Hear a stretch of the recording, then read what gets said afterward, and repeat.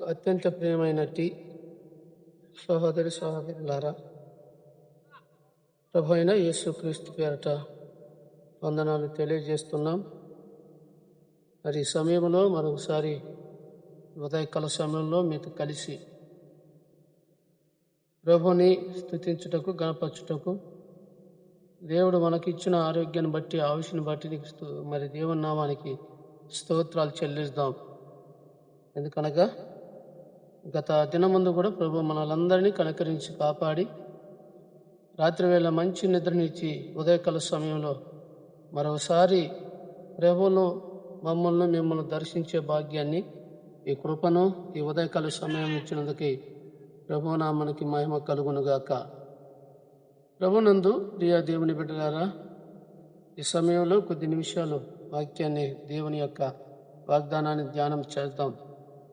ఎందుకనగా మరి యోవేలు గ్రంథము 2వ అధ్యాయం 25వ వచనములో, మిడతలో తినివేసినది సంవత్సరములు పంట మీకు మరలా వచ్చును అనే మాట యోవేలు గ్రంథకర్త రాస్తున్నారు ఈ సమయంలో.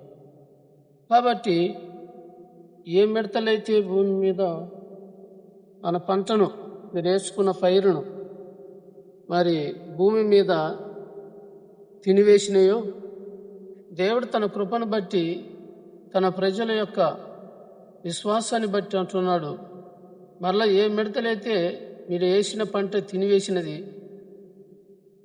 ఆ తినివేసిన పంట మరలా సంవత్సరములు ఆ పంట మరలా మీకు ఇత్తుననే మాట యోవేలు గ్రంథకర్త రాస్తున్నాడు.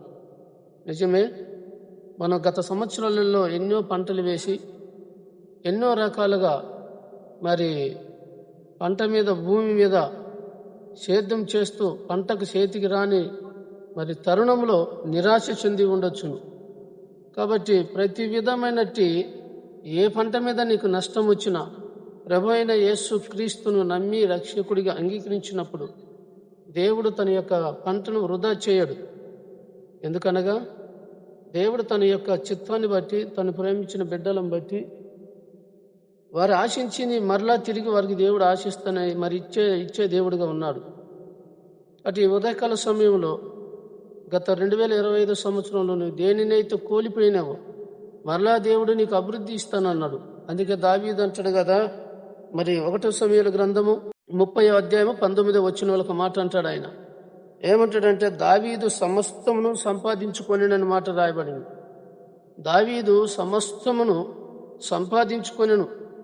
ఎలాగనగా దావీదు యొక్క ప్రజలు అనగా ఇజ్రాయేలీలు మరి సిక్లాములో దిగినప్పుడు, సిక్లాములకు వచ్చిన తర్వాత అమాలేకులు వెళ్ళి దండెత్తి వారిని నాశనం చేస్తారు.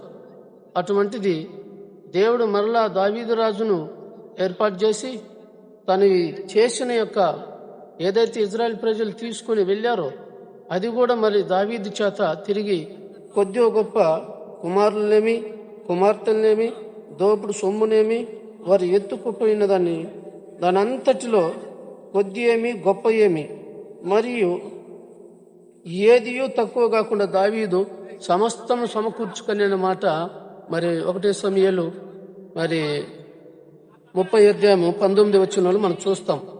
కాబట్టి ఏదైతే ఇజ్రాయెల్ ప్రజలు కోల్పోయినారో, ఏదైతే పోగొట్టుకున్నారో, ఏదైతే మరలా వారు పొందుకోవటానికి ఒక రాజును ఏర్పాటు చేసి దావీదు రాజు కూడా మరలా వారు సంపాదించుకున్నారు.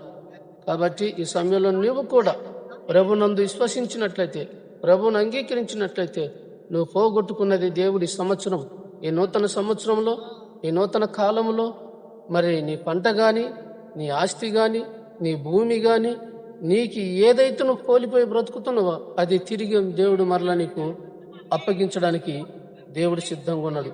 అటు విశ్వాసం కలిగి ప్రార్థన చేసి దేవుని కృపలను దయ పొందుకోవాలని, పొందుకోవాలని దేవుని సేవకులుగా తెలియజేస్తూ ఈ మాటలు ముగిస్తున్నాను.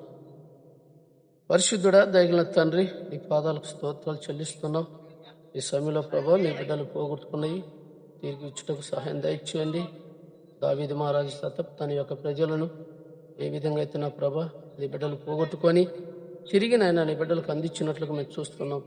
ఇటు దీవెన, ఇటు ఆశీర్వాదం ప్రభా, ఈ యొక్క వాగ్దానాన్ని వినుచున్న ప్రతి బిడ్డలు ప్రభు నెరవేర్చుకుని ప్రార్థిస్తూ ఉదయకాల సమయంలో నా తండ్రి మరి ప్రయాణిస్తున్న వారును, రైల్లో ప్రయాణిస్తున్న వారును, ప్రభా వ్యాపారంలో మరి వ్యాపారం కొరకు ఎదురు చూస్తున్న వారిని ప్రతిదీ కూడా నా తండ్రి ఎవరు దేంట్లో అయితే కోల్పోయినారు తిరిగి వారికి మీరు దయచేయమని ప్రార్థిస్తూ యేసునామమున స్తుతించి అడిగి వేడుకుంటున్నాను తండ్రి.